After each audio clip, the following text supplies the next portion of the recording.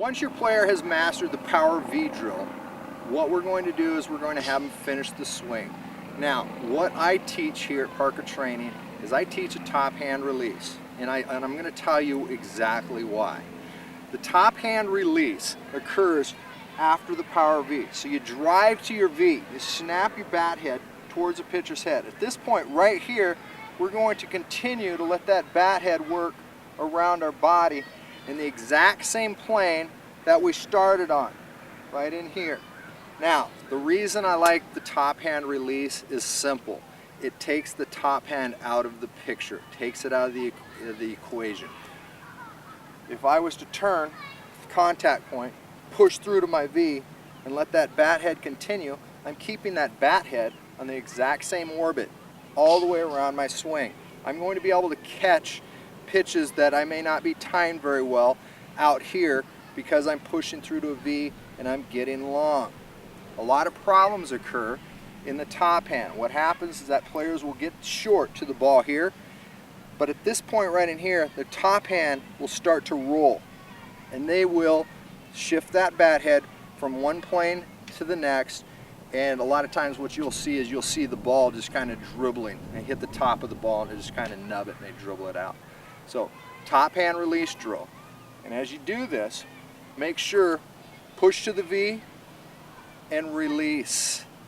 It's at this point right in here. Make sure that they're not releasing the top hand early. That's why it's vital that you put the time and effort into training the V. Push to the V, make sure that they are working the V. Then, once they are comfortable working the power V, then you can go to a full cut. The final step we have our players go through is the full cut, and we do this with the top hand release. We use a top hand release because it eliminates the wrist roll. It keeps the bat in the path as long as possible, and it keeps the swing clean. They have a clean path around their body. Now, the secrets to the top hand release is that you put the effort into training the power V drill. Get them to a point to where they are consistently ripping the ball and holding their power V. They get to the ball, they push through to their V. When you're ready to introduce the top hand release, all we do is just have them finish their swing. At this point right here, just have them release the top hand and let the bat pull out of their top hand after they pushed to the V. We don't want them releasing early. We don't want them releasing into the ball, throwing their hands at the ball here. We want them turning just like we have all the way up to this point, push through to their V, and then top hand release. Step and turn. It's a beautiful thing once they start getting these mechanics down, and the confidence level will go through the roof because they're calm. Swinging the bat and hitting should be a nice, calm, controlled distribution of energy. Nothing rushed, nothing jerky. Should be nice and smooth. We step and we turn, and it should look effortless, and it should look pretty. It should feel good. So getting them to this point is a series of steps, and the steps that I've laid out for you will get them there. It's just a matter of how much time and effort you put into it, and how much effort you put into each step along the way. That will make the difference. Another clip for you to look at here, the same drill. Weight transfer, leveling, ideal impact,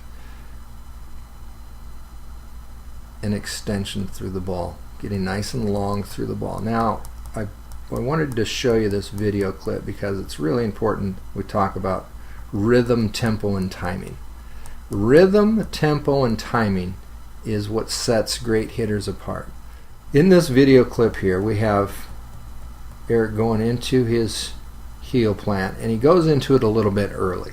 This is common. Rhythm, tempo, and timing is something we talk about a great deal, especially after players have mastered their mechanics. Well, timing is what pitchers are trying to throw hitters off. They don't want you timed. And when you are timed with the pitcher's pitch and you dial in on it, it's when you are the most effective. Well, when you have good, clean mechanics, and by being clean, I mean the drills and the mechanics that I've showed you, we're level, we're behind the ball. Well, in this video clip, Eric's a little bit early, and his arms are working out away from his body.